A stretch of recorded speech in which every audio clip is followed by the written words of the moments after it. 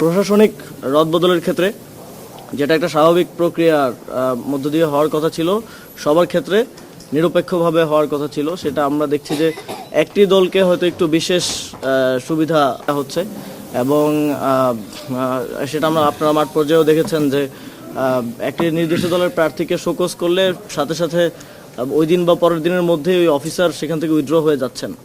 এবং আমরা কিছু জায়গায় দেখেছি কিছু কর্মকর্তারা নির্বাচনের সাথে সংশ্লিষ্ট, সেটা পুলিশে আছেন, জনপ্রশাসনের কর্মকর্তারা আছেন। আমরা চাই না এই ধরনের পরিস্থিতি আর তৈরি হোক। নির্বাচন কমিশনের কিছু কার্যক্রম আমাদের মনে হয় যে ইনফ্লুয়েন্সড হয়ে তারা করেন, যেমন বিএনসিসির বিষয়ে আমরা একটি দলের দাবির প্রেক্ষিতে বিএনসিসিকে কেন্দ্রে না রাখার বিষয়ে এক ধরনের কথা শুনেছিলাম। তবে তারা আজকে বলেছেন তারা এটা বিবেচনা করছেন এবং আমাদের এটা স্পষ্ট দাবি থাকবে যে বিএনসিসি যেন করে তারা কেন্দ্রে থাকে, যেহেতু এবারের নির্বাচনটা একটু ভিন্ন নির্বাচন হতে যাচ্ছে। সেক্ষেত্রে এক্সট্রা ফোর্স থাকলে সেটা আমরা মনে করি যে আইন শৃঙ্খলা পরিস্থিতি নিয়ন্ত্রণের ক্ষেত্রে কাজে দিবে।